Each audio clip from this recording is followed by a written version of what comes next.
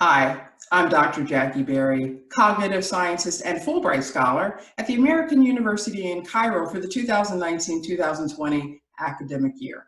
And I'm here to talk about some of the ways in which you can help yourself move forward to really reach and attain your goals during this period of global uncertainty. The title of my talk is Cooking and Creativity: How to Use Quarantine to Reach Your Goals.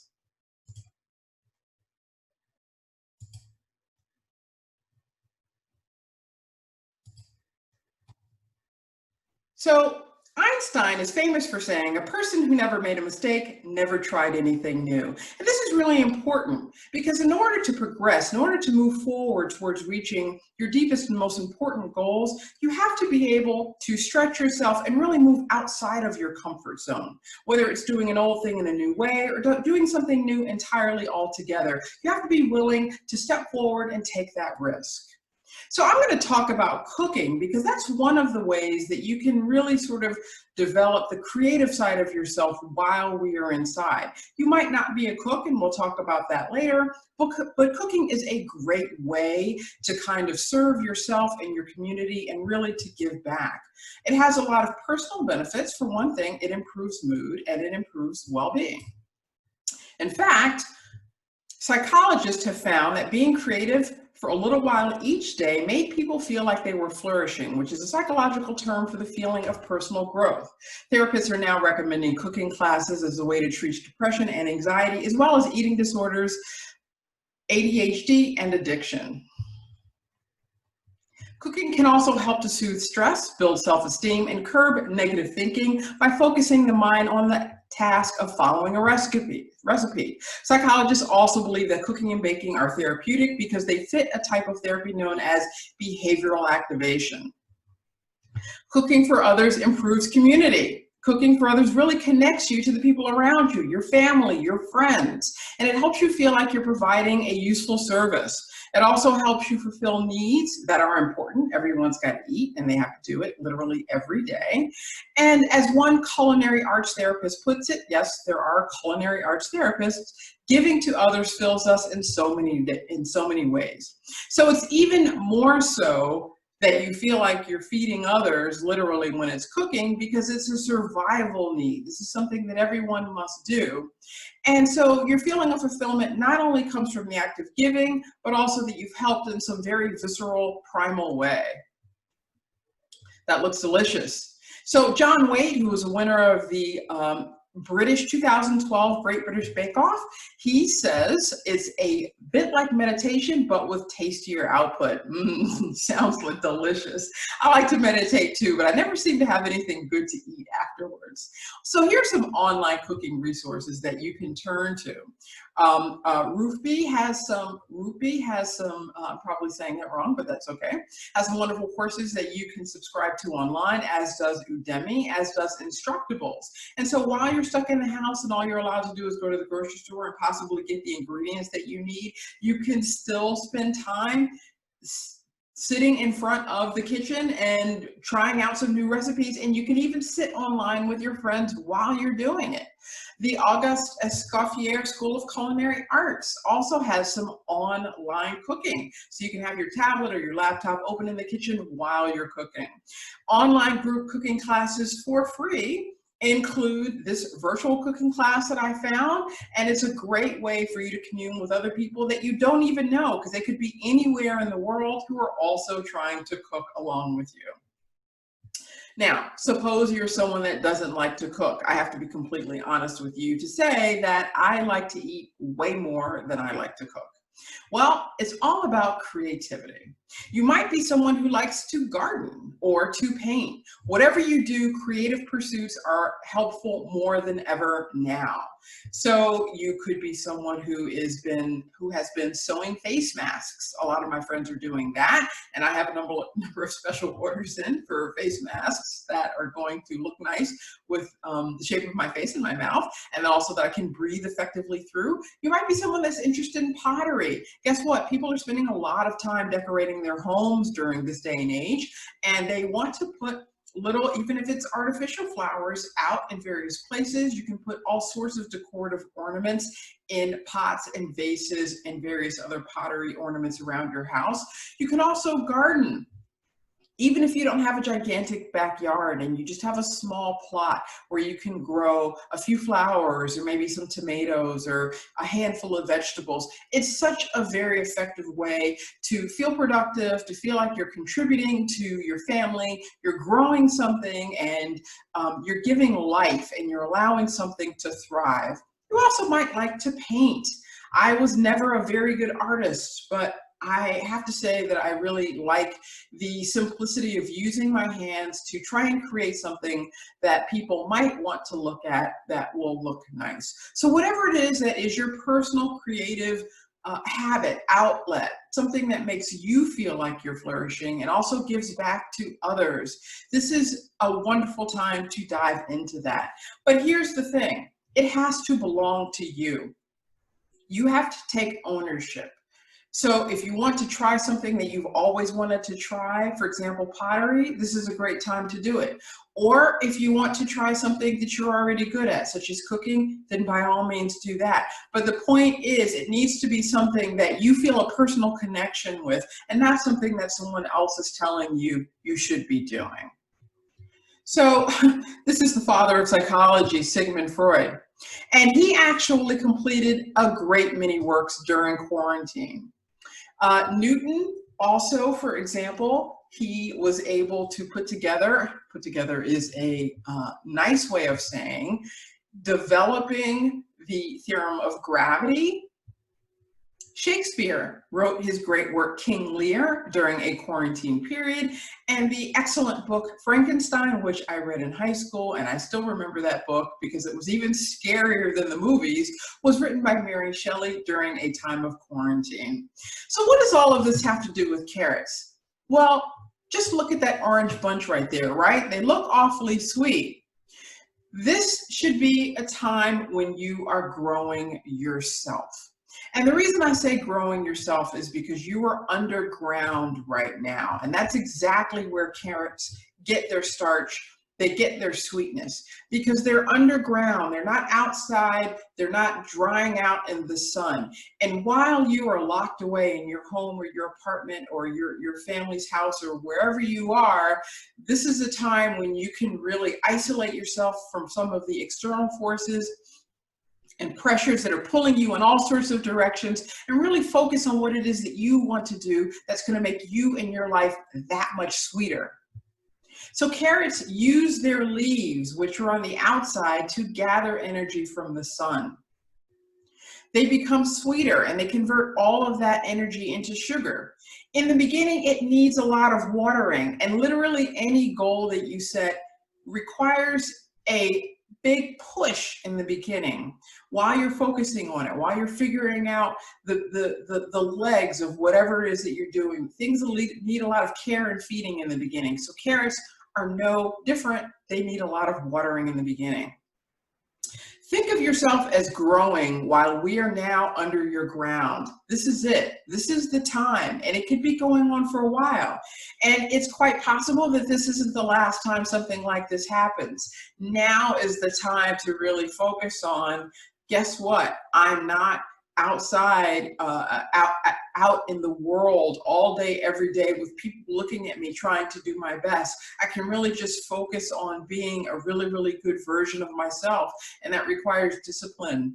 That requires routine. That requires putting on blinders and really looking inside to figure out who you are, what you can contribute, and where you will be able to blossom when all of this is over, or where you will be able to blossom if you can even do it online while we're in isolation.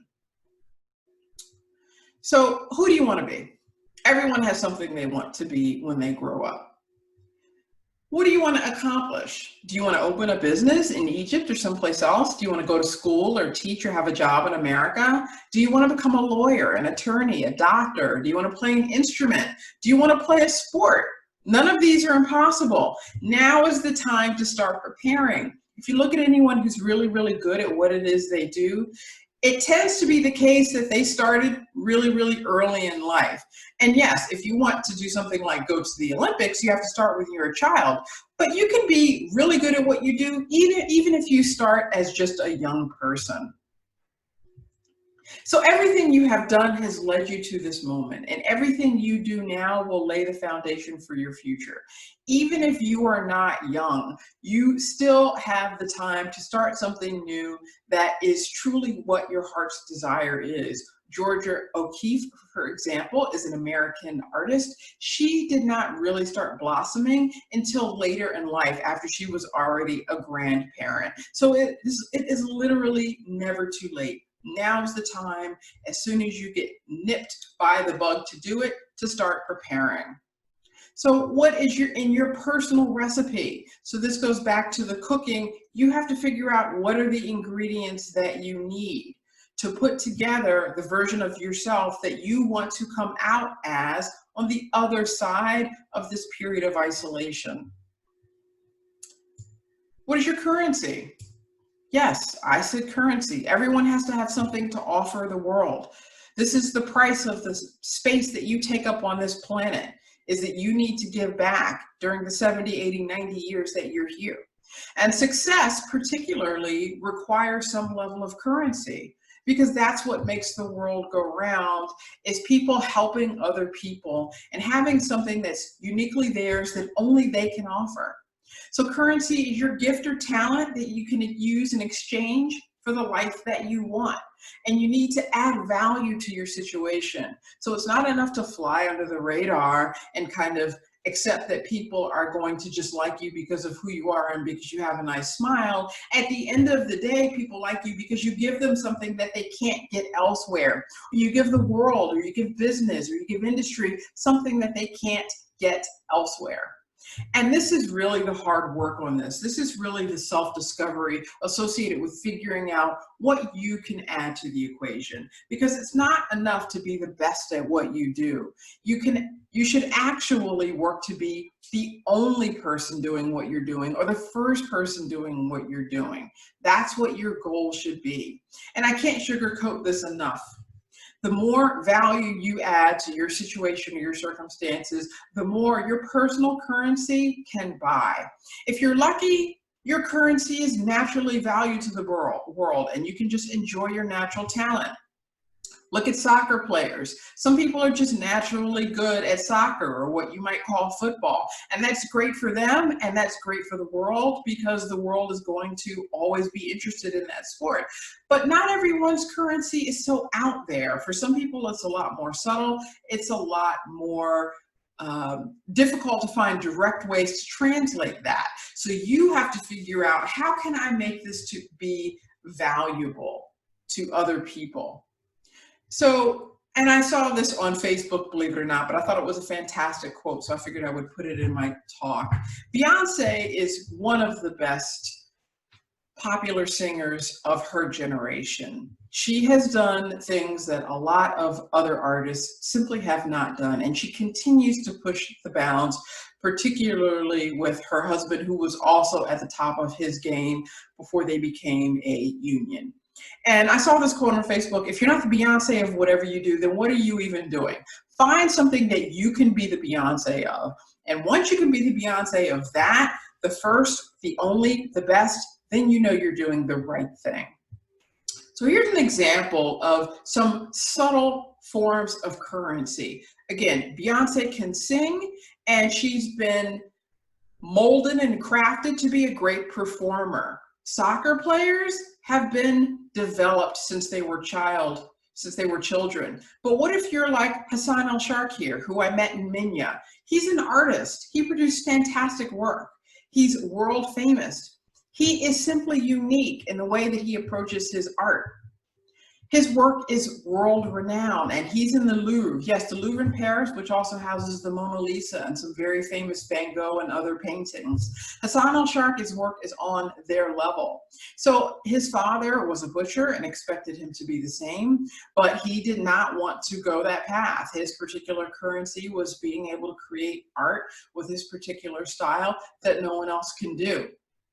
His talent was discovered by some people from France, and he has now been catapulted to world fame. But this is not overnight. He had to take the time to grow underground, like a carrot, okay? Like trying to make his craft as sweet and as rich as possible. So you can't just jump out there after having a thought in your head and expect the world to come flock to you. No, this is why quarantine can actually be a good thing. You can isolate from yourself from the world, do some true key self-discovery, figure out what is your rock. Build your talent, your craft around that rock, and then you will be unshakable when you burst forth. He was unapologetically himself. And that is why he is such a great artist, and that's why he is world renowned. Rami Malek, this is an Egyptian-American actor. He played Freddie Mercury, and he received the Academy Award for Best Actor. This is extremely coveted. A lot of people have not received this award. For example, Brad Pitt, everyone knows him. He's never gotten an Academy Award. Neither has, I can't think of it. There's so many great actors. George Clooney has never gotten an Academy Award. A lot of really, really good actors just haven't gotten to this level. Leonardo DiCaprio has just gotten this award for the first time very, very recently. So this is an extremely coveted prize. Guess what? By being uniquely and unapologetically himself, he was able to earn this highest of honors. His quote that is important for our talk is, to anyone that's struggling with who they are, and again, this is the hard work. I cannot sugarcoat this enough. You can be anything. This film is about someone who immigrated to the United States from, I don't remember where Freddie Mercury was from, but I believe he may have been of either European or Middle Eastern descent. He was a homosexual and he was a singer. And these are all extremely non-traditional things, particularly in the 1970s, which was when he was really at the top of his game. And Rami Malek was unapologetically himself, playing a character who was unapologetically himself. So it just doesn't get any better at that. It's basically showing you how personal, how core this finding your carrot and using it to move forward is. Omar Samara, this is the first Egyptian to reach the top of Mount Everest. He's an adventurer. What's his currency? Well, he's willing to do things that other people aren't willing to do. He's not scared. He's a risk taker. He also did the Atlantic crossing with Omar, I can't remember his name, Omar Noor, I believe. He's a marathoner. But he uses his talents to accomplish getting firsts and is constantly seeking new challenges. He has said that he wants to go to the moon. And him and his partner, Omar Noor, were alone in a sailboat, and they had to plan their survival literally, as they described it, on a minute-to-minute basis. That's how small the boat they were in was relative to the waves that are crashing in on them, and they're literally holding on for dear life, just trying to make it to the next minute. Can you imagine? So he's being unapologetically himself. So Judy Garland, the famous actress from The Wizard of Oz, is known for saying, be a first-rate version of yourself instead of a second-rate version of someone else. And I just love that quote, because that gets back to, there's something inside of you that no one else has. And if you allow the universe and whatever belief you have to help you bring this forward, you can get there. But times like this, when things are uncertain and we are supposed to be staying away from each other for the safety of humanity, now's a good time to really focus on Guess what? I don't have those external pressures. I can be introspective. I can look inwards and I can see what it is that I personally have to offer. So the first key to your personal recipe is being different, okay? Play to your strengths. Do what you love, okay? Don't try something new just because no one else is doing it. Try something that you love and do it differently. Coco Chanel is a fantastic example. She was a fashion designer. To this day, her designs are extremely popular, but she was very unique. She didn't do a lot of traditional things. She didn't get married. She grew up in an orphanage. She didn't even have a family. She started sewing her designs, and she decided that women's clothing should not be so restrictive. It should be functional and it should be practical, and women should be able to breathe and move freely in their clothing of any style. Dennis Rodman, he cannot play basketball much better than he does. He does not score points, he does rebounding, but guess what? He helped the world famous Michael Jordan make it to 6 world championships by doing it his way. He was very different. He was briefly married to Madonna. He is his own person, and as long as Michael Jordan and Scottie Pippen could kind of give him some guidance, he was allowed to flourish. He was allowed to be himself, and he was able to get the ball on 50% of plays after the score was made.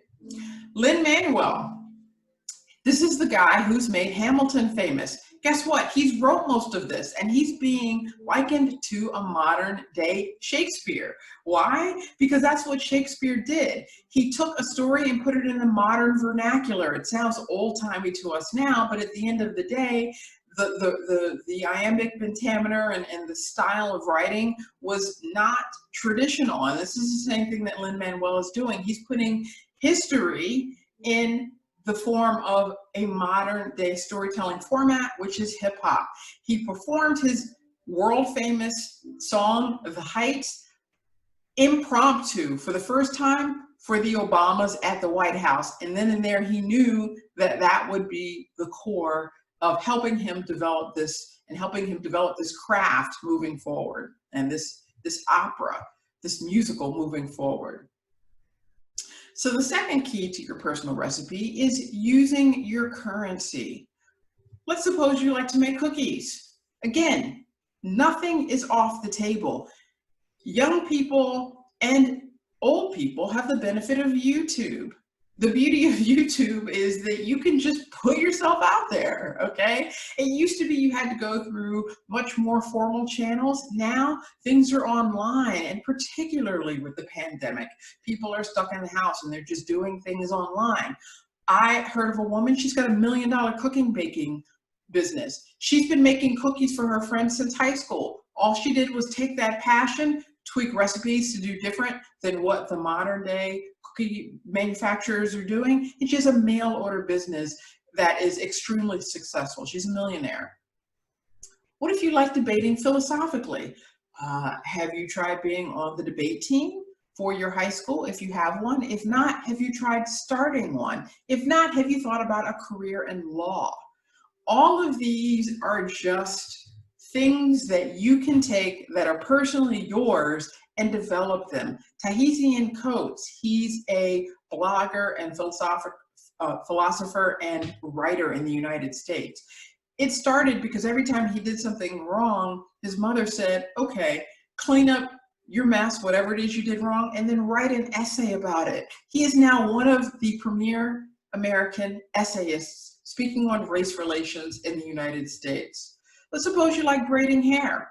When I was in Egypt, I had my hair braided every month or two. I loved it. Guess what? I paid the woman who did it, an Egyptian woman, 1,000 pounds for 2 or 3 hours of work. She was really good. She's famous on Instagram. Are you a good listener? Some would argue that that's what Oprah is really good at, right? Oprah has a $1 billion business based on helping people become the best version of themselves. She did this with her talk show. She launched Dr. Phil. She launched Dr. Oz. She has her own network. She helped build Tyler Perry. She has a lot of really good professional offspring, for lack of a better word, all because she took her ability to really nurture the human spirit to that next level. Brewing coffee. You could be a world-class barista. You can come up with your own coffee bean recipes. I am still missing the coffee that I drank in Egypt at the TBS on the campus that I was at, because the barista there, the man who made the coffee, took such pride in it. It was an inch thick of foam, and it was the best part of my day was getting this coffee because he took such pride in it and he gave me such great coffee. And I'm still talking about this to this day. And if he asked me to invest in a coffee company so he could open his own shop, I would say yes. These are the kind of relationships that you need to be building with people on a day-to-day basis. What about playing video games? That's pretty useless, isn't it? Oh, guess what? Most of my research is based on video games. Guess what else? People like Sumail, who were discovered in Pakistan at the age of 15, are now millionaires because they are professional video game players. Esports and video games are really, really hot. And with things like YouTube and Twitch, you can stream your video games and you can get people all over the world watching you to see how good you are. And this is a way of putting yourself out there. Again, with YouTube, almost nothing is not possible. Or in other words, anything is possible. What about doing a Rubik's Cube? What about taking care of plants? What about writing stories? There's a gentleman who is famous on YouTube because he can do a Rubik's Cube in under 30 seconds. I happen to personally follow the advice of a woman who does nothing but take care of orchids, because I have orchids and I don't want my orchids to die. So I'm constantly following her advice. What about writing stories? You could do a blog. You could do a podcast. J.K. Rowling, she writes stories that were initially rejected. And she did this as a mom by herself with a newborn. So literally, there's nothing that's off the table. You just have to find out how to use it. If you're not Mo Salah or some big-time sports player or some big-time singer, then you have to figure out what your currency is and figure out a different way to make it so that the world will exchange that for the lifestyle and the dreams that you have for yourself and for your family. The third key is consistent and hard work. So focus every day on success. If your goal is to be big and famous, that's not going to happen. Your goal should be the day-to-day smaller tasks. And eventually these will build up to be some larger project, some larger body of work that you will have to show for all of your day-to-day efforts. Will Smith is a great example of this. When he was about 12 or 13 years old, he had to build a brick wall and they had to dig a hole first. And he's just looking at how deep this hole is in front of the store in which they're going to build a wall. And he just thought, this hole is just going to be here forever. Like, it's just not ever going to happen. And it took him and his brother 18 months to build this wall. And he realized that you can't focus on the wall because the hole is always going to be there. You have to focus on laying each brick as perfectly as you can. And you do that over and over and over again. And eventually you do have a wall. What bricks can you start laying today? Small tasks that are done right. So here's an analogy that I love to refer to, and this is the finding your carrot part of it. There is certain management theory that says that there are two ways to motivate people. You can either motivate them with punishment, or you can motivate them with a present. So you're either running from a stick or some type of loss or something that you're scared of happening, or you're running towards whatever your reward is, whatever your prize is. Are you a carrot or a stick person?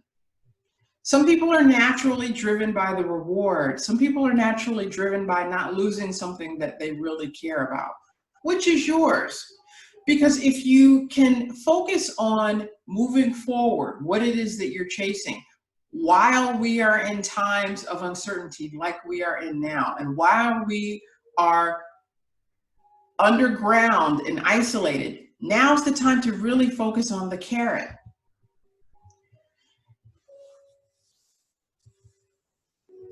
What is it that really drives you?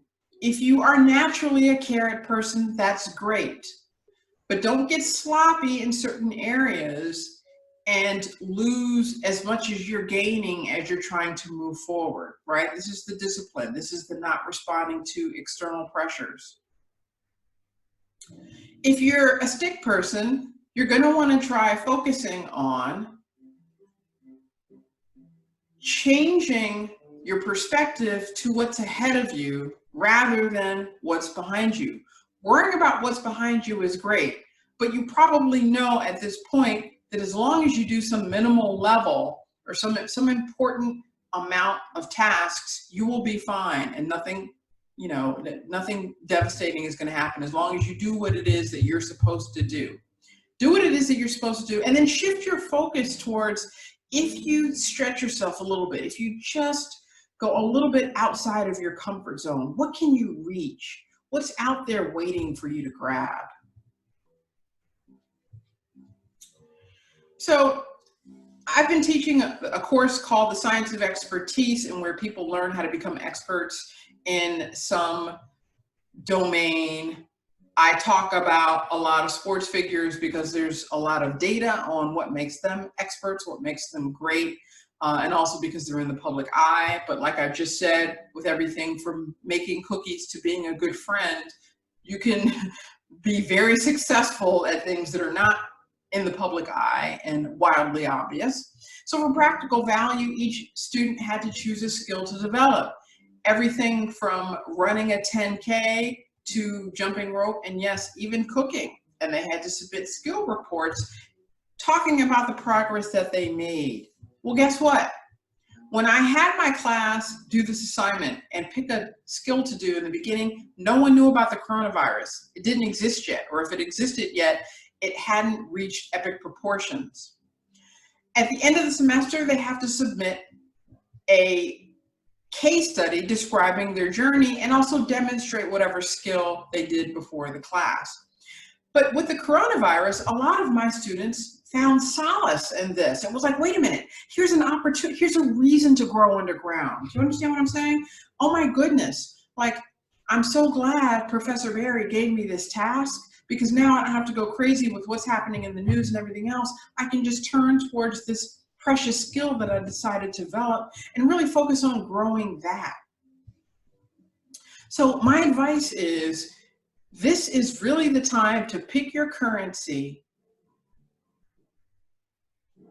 and find a way to water it a lot while we are now underground. Give it love, care, feeding, respect, honor it. So by the time the world returns to some sense of normalcy, you have a huge, strong grip on who you are and what you have to offer. And you are ready. You are just poised to blossom. So some final advice: find your carrot, figure out what you can use to trade, picture what it is that you want and visualize this strongly and every day. Develop a plan, okay? Revisit it every week. It can change, that's fine. Just do not keep your eyes off the prize. Visualize it like anything. I heard one American swimmer on the medal podium accepting a goal And after the Star-Spangled Banner was over, which is the national anthem for the United States, she said, boy, that went a lot faster than I imagined every night before I went to sleep. That was what she pictured, standing there with her gold medal, with her hand on her heart, listening to the national anthem. Picture what it is that you want so clearly and just use that as your carrot. Don't overplan. God somehow has a way of deciding how to help us, and he often gives us what we need rather than giving us what it is that we think we want. So be specific about your goals. Know what it is that you want to do, but you don't have to plan down to the hour or the specifics. Just have an idea of what it is that you want to accomplish. And you can make every decision with that in mind. Get obsessed and stay obsessed. When making choices, consider if it will help you to reach your goal.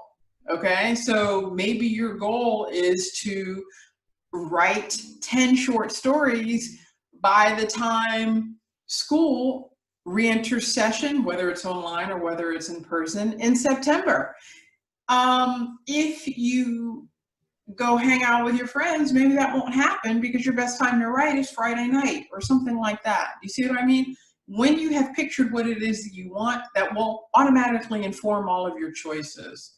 So what kind of daily schedule? We could have coffee, you could have a hot tea or drink, plan the day's meals, right? Maybe cooking really is what you want to do because you want to be a world-class chef or you want to make cookies or something. That's fine. Just have a routine. Cook a filling, small, light breakfast. Make sure you hit all of the major macronutrients, such as protein to make your brain work. Pick one work thing to accomplish, a chore, an assignment, whatever it is you have to do for that day. And then pick a bonus thing. This is the thing that's your specialty, your craft, what it is that you're going to use as your currency to exchange for what it is in the world that you want to reach your goals. Read online about what you do. Study your craft. If you want to be a tennis player, read about Serena Williams and how she got to be where she is. If you want to be an actor, read about Lin-Manuel or Rami Malek. Prepare or help prepare dinner while you're streaming your favorite cooking show online. Again, that's the sense of community. That's the sense of development. I gave a number of online cooking resources earlier in the talk. Now is the perfect time to focus on those, and you can really feel like you're not as isolated. So isolation is great for growth, but it's not great for not feeling lonely. But this is why we are so fortunate to have things like FaceTime and Skype that we can talk to our friends, and if both of us are cooking at the same time, that could actually be a fun thing. Spend 30 minutes each day reading, studying your craft after dinner, and then wake up the next morning and start all over. So the important thing here is not the specifics of what your daily schedule is that you have a routine. It's that you have a routine that is going to support what you have to do and what you ultimately want to become and want to be doing when you are ready to blossom. So find your carrot. Okay, that's what this talk is really about. Thank you very much, and I really look forward to hearing from all of you. You can reach me on LinkedIn, Dr. Jackie Berry, or Jacqueline H. Berry, PhD. You can also reach me by email at jacquelinehberry@gmail.com.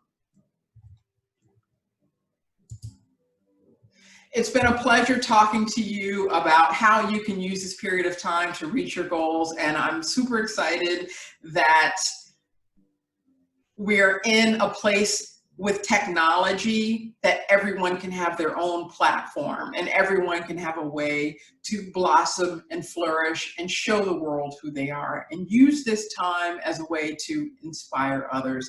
Thank you again, and I hope to hear from you either on LinkedIn or by email.